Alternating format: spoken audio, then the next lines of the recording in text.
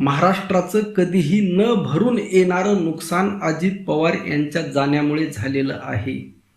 मी पुढं काही अत्यंत महत्त्वाचे काही प्रश्न विचारणार आहे. त्याच्या अगोदर पायलट आणि ATS मध्ये नेमकं काय बोलणं झालं हे आपण पाहूयात. लक्षात घ्या, बारामतीमध्ये फ्लाइंग ट्रेनिंग ऑर्गनायझेशनचा जो इन्स्ट्रक्टर आहे त्याच्यामध्ये आणि पायलटमध्ये काय बातचीत झाली, DGCAने काय सांगितलेलं आहे. 28 जानेवारी 2026ला पहिल्यांदा विमान FIA-SSK सकाळी 8:18 बारामतीमध्ये काय केला, संपर्क केला.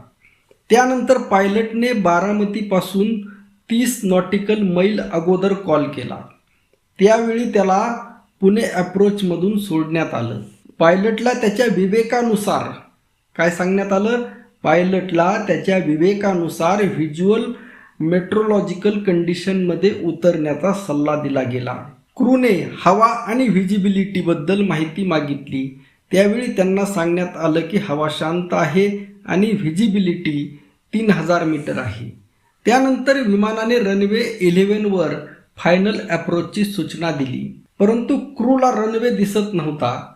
पहिल्या अप्रोचमध्ये त्यांनी गो अराउंड केलं. गो अराउंड नंतर विमानाला त्याची पोझिशन विचारण्यात आली. क्रूने परत रनवे 11च्या फायनल अप्रोचवर असल्याची माहिती दिली. त्यांना रनवे दिसतो का याची सूचना देण्यास सांगितलं, परंतु त्यांनी म्हटलं की सध्या तरी रनवे दिसत नाही, दिसायला लागला की कॉल करू. काही सेकंदातच त्यांनी सांगितलं की रनवे दिसत आहे. सकाळी 8:43 विमानाला रनवे 11 वर लँड करण्याची क्लिअरन्स दिली गेली, परंतु क्रूकडून लँडिंग क्लिअरन्सचा कोणताही फीडबॅक आला नाही. त्यानंतर सकाळी 8:44 ATSने रनवे 11च्या थ्रेशहोल्डच्या जवळ आगीच्या ज्वाळा पाहिल्या. त्यानंतर इमर्जन्सी सेवा तिथपर्यंत पोहोचल्या. विमानाचा मलबा रनवे 11च्या थ्रेशहोल्डच्या जवळ डावीकडे सापडला. आता मंत्रालयाने विमान दुर्घटना जाच ब्युरो जो आहे AAIBने याचा तपास आपल्याकडे घेतलेला आहे. PIBने सांगितलेली FTSSK LJ-45 चार्टर विमान मुंबईवरून बारामतीला चाललेलं होतं. आता लिअरजेट 45 हे प्लेन मध्यम आकाराचं बिझनेस जेट विमान आहे, ज्याला कॅनडाची कंपनी बॉम्बार्डियर एरोस्पेसने बनवलेलं आहे. जगभरामध्ये याचा वापर होतो आणि अधिकतम 8 प्रवासी यामध्ये बसतात.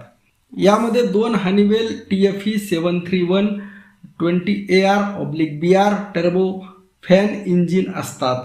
हे विमान छोट्या रनवेवर सुद्धा उतरतात. हे विमान दिल्ली स्थित VSR व्हेंचर्स एव्हिएशन कंपनीचे होते. यांचं मॅन्युफॅक्चरिंग 2010ला झालेलं होतं.